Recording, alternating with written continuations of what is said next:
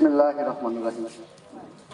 আল্লাহুম্মা সাল্লি আলা মুহাম্মদ ওয়া আলা আলিহি আহলে বাইতি ওয়াসাল্লাম তাসলিমা ওয়া সাহাবিহি আউলিয়াহি উম্মতিহি আজমাইন বিরহমাতিকা ইয়া আরহামার রাহিমিন। আল্লাহুম্মা সাল্লি আলা ওয়া আলা আলিহি আহলে বাইতি ওয়াসাল্লাম। আজকে পাক পাঞ্জাত অনুসরণে 37তম পবিত্র ওরস মোবারকের সম্মানিত আমার দাদা ভাই, আসলে এখন সংক্ষিপ্ত আলোচনা সময় নেই, আমি একটু কথা বলবো যে আপনারা যারা আমার দাদা ভাইয়ের কাছে মুরিদ হয়েছেন, আবার ক্ষুদ্র একটু জ্ঞান যত জানি, এদের মধ্যে সৌভাগ্যবান লোক ওই ক্ষেত্রে একটু কম আছে।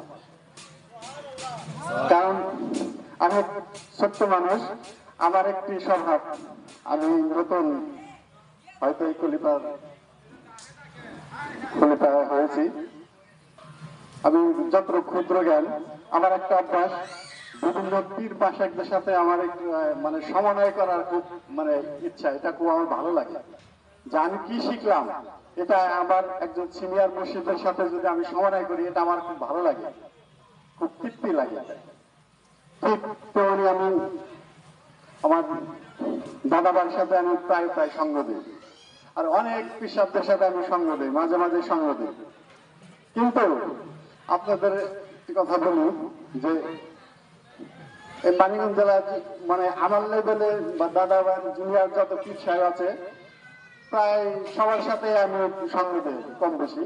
কিন্তু ভাইয়ের সাথে সঙ্গ দিয়ে আমি যতটুকু বুঝছি, এগুলো আমি কোথায় কারো কাছ থেকে বুঝতে পারিনি।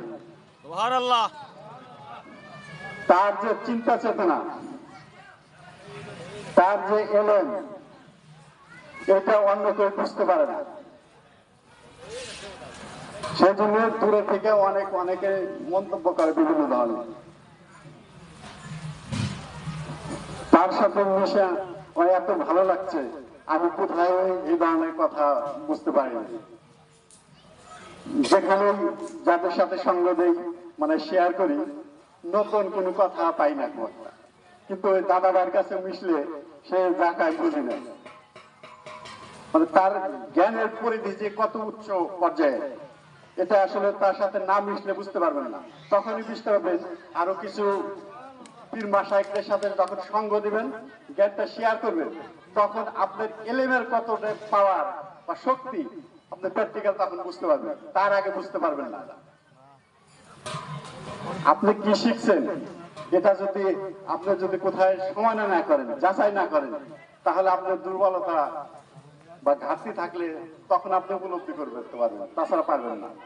তাই আপনাদের সবার কাছে অনুরোধ, আপনারা যে মসজিদ পেয়েছেন, কোরআন একটি কথা আল্লাহ বলছে যে আল্লাহর রুজ্জকে শক্তভাবে আঁকড়িয়ে ধরো, পরস্পর বিচ্ছিন্ন হয়ে না।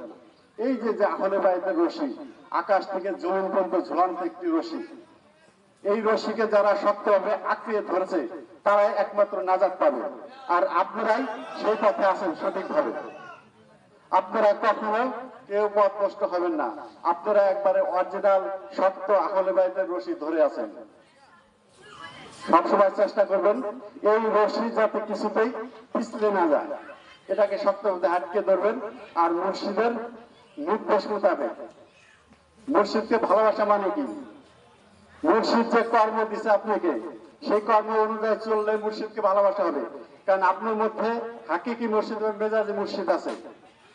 আপনার হাকিকি মুর্শিদ মেজাজি মুর্শিদকে যদি ভালোবাসেন, এই মুর্শিদ এই হাকিকি এবং মেজাজি মুর্শিদের বাহিরে নয়।